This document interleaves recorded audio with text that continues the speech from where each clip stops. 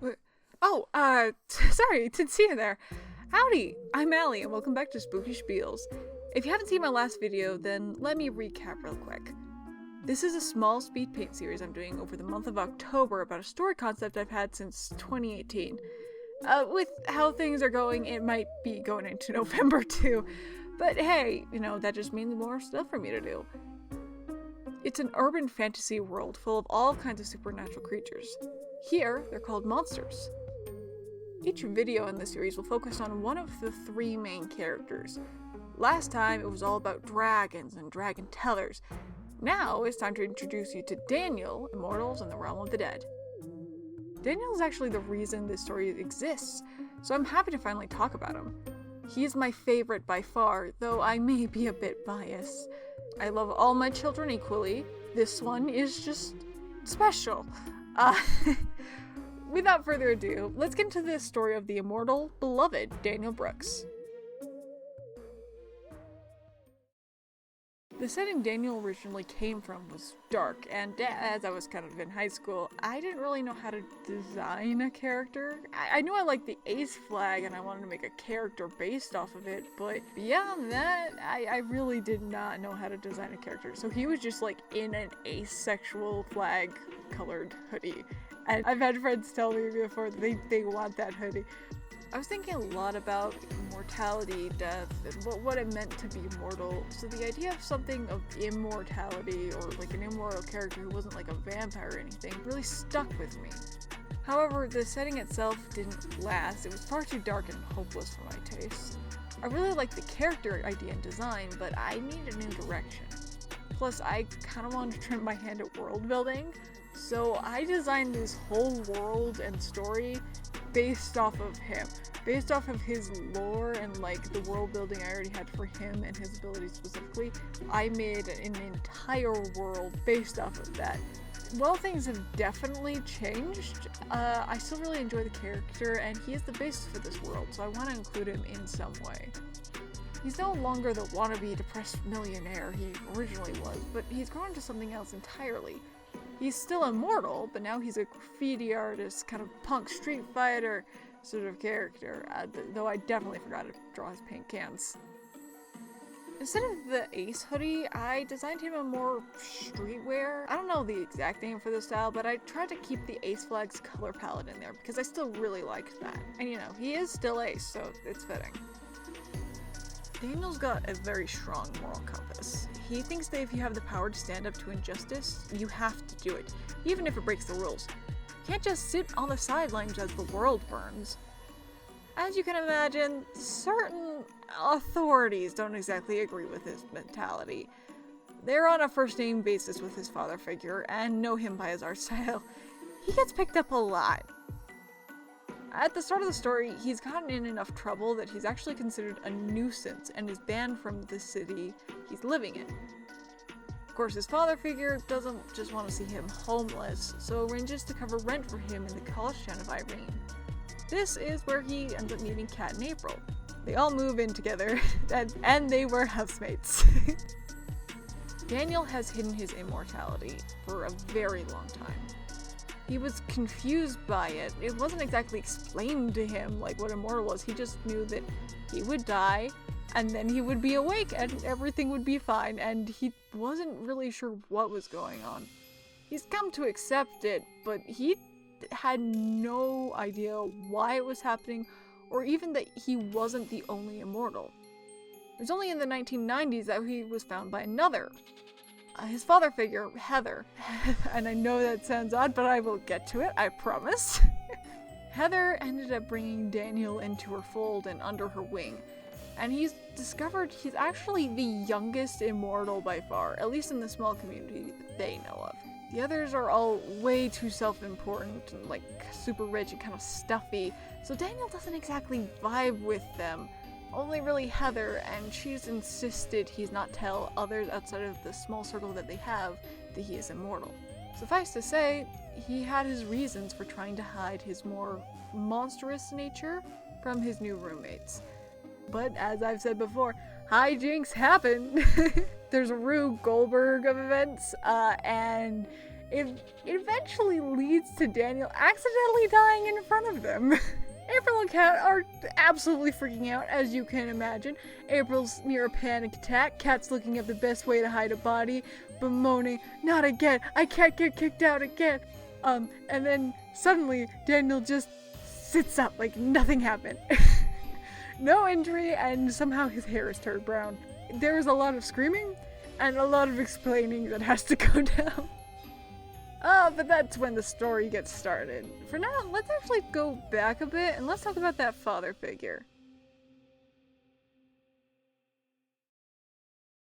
So, Heather calls herself Daniel's father, even though she's a cis woman, partially due to her tendency to lean into masculinity, and partially because she just loves dad jokes. She's the kind of person who can make them eternally and still find them funny. Heather is also immortal, though far older than Daniel. She's about 2,100 years old, I think. Because of this, she acts as a mentor, but can be a bit overbearing and strict. She's actually from ancient Greece, and became immortal shortly after the burning of the Library of Alexandria. How one becomes immortal is a spoiler, but I do want to talk about this version of immortality, how immortality works in this world. This is something I came up with when I created Daniel, and what kind of inspired this world, so bear with me here. Immortals in this world aren't creatures of the night or anything like that. They simply cannot die like a normal mortal can. There is like one exception to this, but it's not important to the story, don't worry about it. Every time an immortal dies, or their body is damaged beyond repair, they are returned to the state they became immortal in. This does mean that any body modifications like piercing, hair dye, tattoos, or surgeries will also be undone, and the immortal often has to spend a lot of time getting those things redone or undone. I can definitely imagine like an immortal tattoo artist who has a lot of fun with this, though. Their souls are also a lot stronger than normal. They hold a lot more energy to them, but as a drawback to this, they lose the ability to do any magic. They cannot perform any rituals or spells or anything like that. The only thing that's like special about them is that they just don't die. This is actually why many immortals end up using immortal inventions, or are actually pretty caught up to date on mortal technology. When an immortal dies, their soul travels through the magic realm to the realm of the dead, which isn't exactly the afterlife. I'll explain later. They're stuck in the realm of the dead until they can find a reaper to guide them out of it, or until something else finds them. Heather and Daniel's relationship can be a bit rocky at times. Heather much prefers to pull the strings behind the curtain and not interfere in mortal affairs. She likes to see how things play out on their own and doesn't want to expose herself to more of politics and unnecessary drama than she has to. Daniel, on the other hand, thinks that's just bullshit. Again, he is the kind of person who, if something is wrong, he wants to take action to fix it. She found him in the 1990s when Daniel was going through a bad nicotine addiction. And I mean like, smoking several packs a day kind of bad. He definitely died to it more than once. Addiction for immortals can be particularly rough, and they're very prone to it. Heather knows addiction well. She had a past immortal friend who was consumed by addiction and never got out. So when she finds this young immortal who has been completely cut off from any others in the community, Heather decides to try and save him. It's thanks to her that Daniel got to rehab. She worked her ass off for him, and he appreciates it, even if he doesn't always show it. Heather isn't perfect, though. She hoards wealth and knowledge. She can detach herself from humanity. She can forget to be empathetic. She's not a bad person, but these things frustrate Daniel to no end. It also doesn't help that she has a particular relationship with Daniel's mother figure. Speaking of which, why don't I introduce you to Celine? Celine is a human who owns a bar that caters specifically to the supernatural. She's also been a civil rights activist for years and is highly respected within the monster community. She's older, in her 40s, but she's not immortal. Celine is just a human witch doing her part. Her bar has been the target of unfair attacks and raids, but her unique magic has kept the place safe against it all. She is known as a safe space and the place you go to if you are in trouble. Selene is a Wiccan, with her patron being the goddess Artemis. She chose her name based on this, themes her bar around it, and even chooses her morals based off of it. Instead of a hunter, she sees herself as more of a protector. It's hard to go on hunts when you're in the middle of the city, so she more finds a place, settles down in it, and grows a community in it. Another main character, April, also has connection to Selene. We haven't gotten to April yet, but we'll get more into it in her own video. Suffice to say, April found herself crying her eyes out in the bar after a very bad day. Even though April was a stranger, Selene still helped her, gave her a room, and got her to those who could get her on her feet. This isn't even the first time this has happened. Selene is just kind of this kind of person. She did the same for her bodyguard or bouncer, Simon. Simon's got his own story, but he's incredibly loyal to Selene after she saved his life. Simon pays it back as best he can. Selene has OCD, and it can be disabling when things get bad. Simon helps her through the rough patches and is very patient with her. When she can't run the bar, he does so in her stead. Daniel came into Selene's life in the early 1990s, before his nicotine addiction got really bad. Selene encouraged his morals and gave him a place where he felt safe. She's also the one who introduced the concept of asexuality to him, being Demi herself. When Heather came into the picture, Selene started calling herself Daniel's mom to poke a bit of fun at the both of them. A bit of a rivalry started up between her and Heather, with Daniel caught in the middle. Heather thinks Selene enables Daniel's bad behavior. Selene thinks Heather's irresponsible with the power she holds. They have two completely different viewpoints of the world and argue over it often. In the end, though, it didn't really matter. One night, Daniel ends up dying and doesn't come back. His soul doesn't return to his body, though his body is healed. His addiction had hit its peak, and something else caught up with him. Heather, desperate to save him, swallows her pride and approaches Selene for help. Immortals can't use magic, so Heather has to rely on Selene to summon a guide for Daniel. For once, Selene isn't snarky, isn't know-it-all, isn't I told you so. She puts her differences aside for Daniel. Why don't we see who she summoned? Ash is a friendly reaper from the realm of the dead, or rather, the spirit world. That probably won't make any sense, so let me give some exposition. We talked a lot about the material world in Kat's video, but there are two other realms or dimensions that exist on top of it. There's the material world, the magic realm, and then on top of that, the realm of the dead. Well, the material world is just that, tangible things in the real world. The realm of the dead is kind of the opposite. It's all about the intangible, concepts, souls, things we can't really touch or see. It's a strange place where the abstract is personified and perception becomes reality. Its landscape is strange and shifting because your mind can't quite understand it. It's not the afterlife, no. It's where souls go right before they move on, aided by reapers and angels and obstructed by demons. All of which, I guess also need explaining.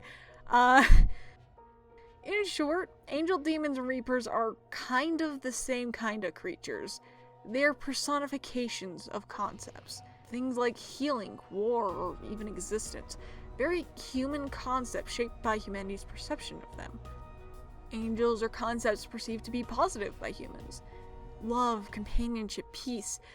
They gather souls and help them find relief in some cases, before letting them pass on. Demons, meanwhile, are negative concepts. Abuse, dishonesty, nightmares. They prey on souls who find themselves drawn to them and entrap them in this realm. They feed off the souls to gain more power. They don't want them to move on. So, what about Reapers? Well, Reapers are kind of neutral in all this. Literally. They are neutral concepts. Their job is to guide souls to where they need to be. And sometimes that means taking angel side, sometimes that means taking demon side, sometimes that means just getting through and wandering with a soul for a while. Ash specifically is the Reaper that personifies humanity. This gives him a lot more personality and agency than any other Reapers. They're allowed a lot more freedom to be a person. They're often described as a friendly Reaper, willing to help those who come asking. He was often summoned by humans, sometimes even accidentally, and they may or may not be what historically inspired the Grim Reaper in this world.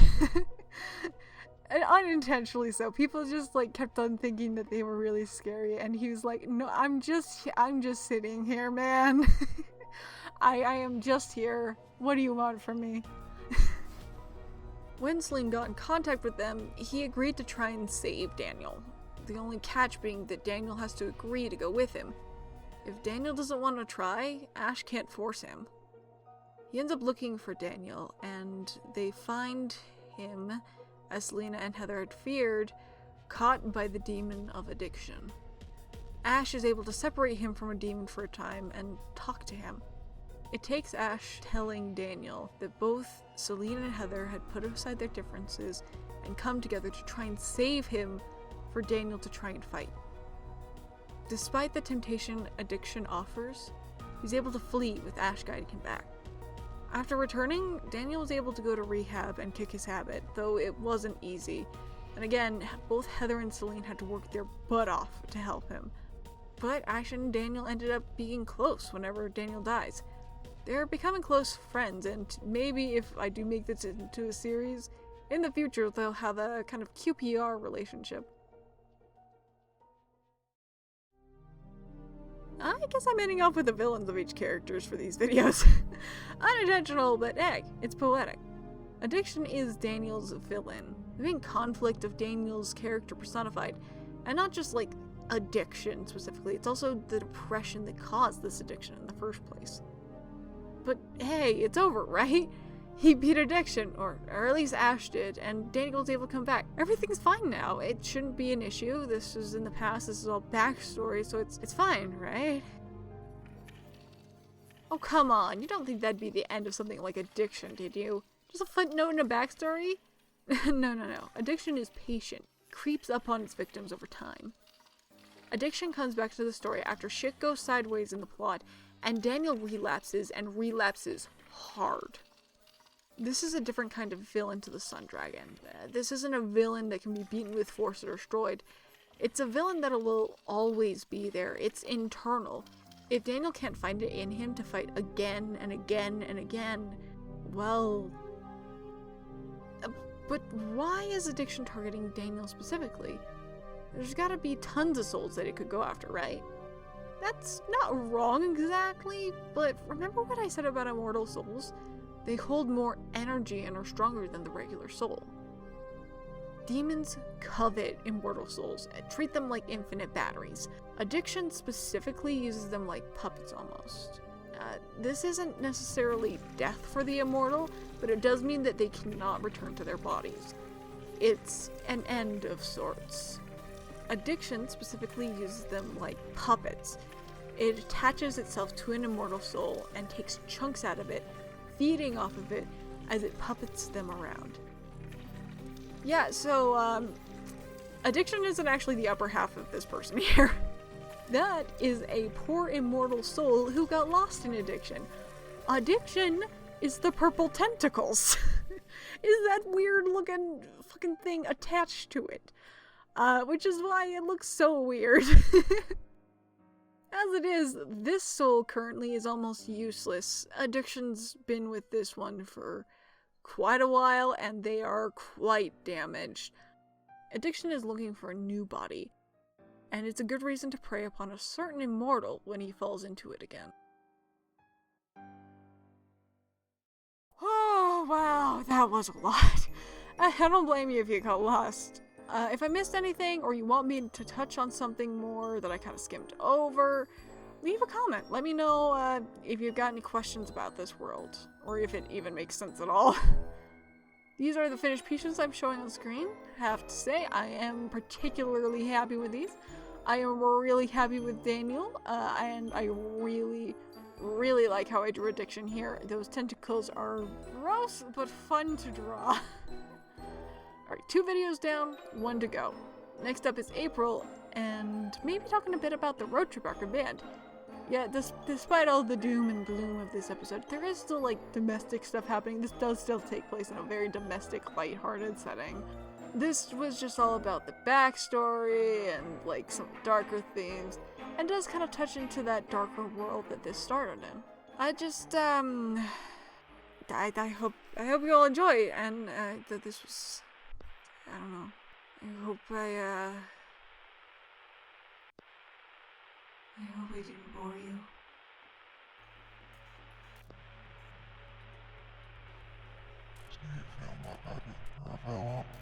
Slättäminen etmassa. Slyšnäs žaunis, izlīvsta vanoņa. Nā īpsi filmu. Māsu flukāņas suvā. Nāvis jāma īmājuvi. Jāma fetnēsinis nav. Jāpalāts vielačniņš, slovi nomlēt galvāju. Jāapšur sākma ārgā, eksētni neņem ārgā.